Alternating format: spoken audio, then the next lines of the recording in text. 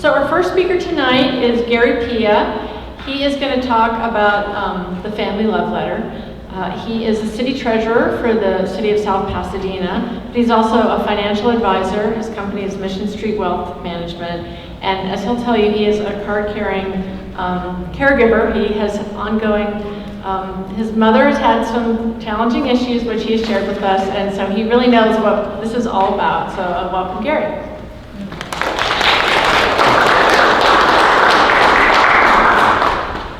Hi everyone, thank you for the opportunity to spend a few minutes with you.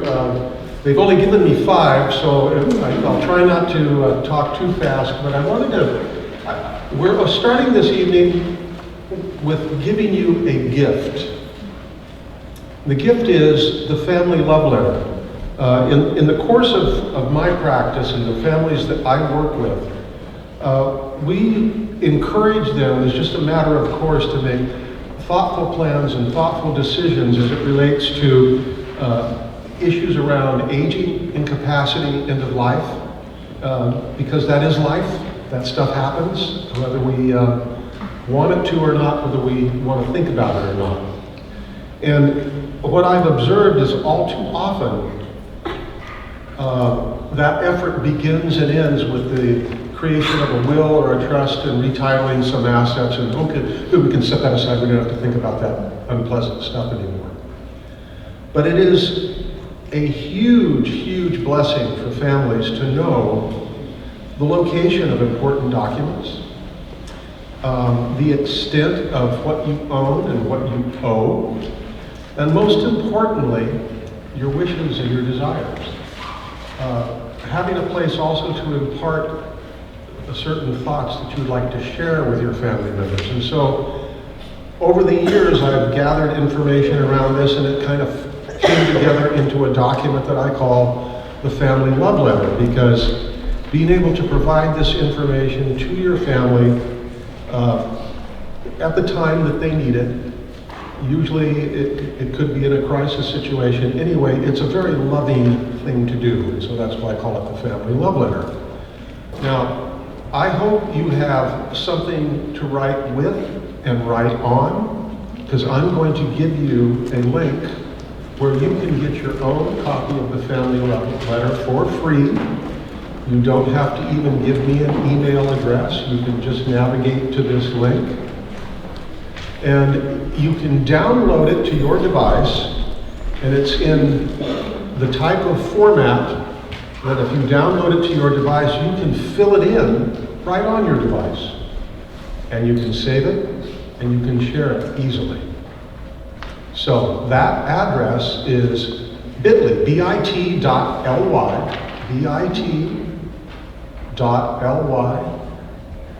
/, this is really clever, Family Love Letter. Capitalize each word, no spaces. Family Love Letter. And you can get your own copy of it. And you don't have to sit down and do it all at once. But I encourage you to give some thought and some care to it. I know that in my own situation, with my mother, my father passed 7 years ago. And he was the man he was the mechanical engineer that taught the financial planner about financial planning. Because his affairs were so in order, his passing didn't cause a financial ripple in my mother's life one iota. You know, it was his final gift of love and his final lesson to me as his son. And I aspire to be as on top of all of that as my dad was. So, the Family Love Letter, my gift to you, that's bit.ly / Family Love Letter. And if you think that that's too much difficulty and you'd really rather have it sent to you, I'm really easy to find because my name is Gary Pia, and you can email me at gary@garypia.com. And I would be happy to send you one if the other way to go about it is not to your liking. Anyway, that's all I have for you tonight. I want to express my appreciation to Liliana and to the Senior Citizens Commission for their work and for their letting me come hang out with them from time to time in their meetings. You could do that too if you want. Those meetings are open to the public, and you would be welcome if you chose to come by. But thank you so much for your time. So you actually have 5 more minutes. 5 more minutes? You do, yeah. So Gary gave me this to fill out, and I was hoping he'd tell you a little bit about what's in it. Please. Because I haven't filled mine out yet, and it's on my to-do list. Okay. But maybe you can let them. I'll give you just a little more insight to it. It does start out with, I call it name, rank, and serial number stuff. I mean, wouldn't it be helpful for your family members to know, or if you were a caregiver yourself, wouldn't it be helpful for you to know who are the people on on the family's financial team? Who's the attorney? You know, who's the financial advisor? Who's the banker? Who's the insurance agent? Who's the accountant? There's spaces in the family love letter for that. Who was the prior employer? Who was the person at the prior employer who was responsible for pension benefits and health benefits? You know, having all that in one place. Is there still a mortgage? Who holds the mortgage? And there's even some spots in there for other. There's a section in there that has the title assets. That's what you own. There's a section in there for liabilities. That's what you owe. And having a list of what those are, if there are any, of either, is very helpful. Are you a co-signer on debts for others? That's going to be important information if that's in your situation. What insurance coverages do you have? All in one place. All in one place. Life, disability, long-term care, health insurance. Being able to let your family know that in the event that I'm disabled, my life insurance policy does or does not allow for prepayment of death benefits. You know, just being able to share that information is hugely important. Employment benefits. Who do you talk to? Who should your family talk to about that? A checklist of documents that you may or may not have. Will, living will, medical power of attorney, medical directive. You know, date and location of those documents.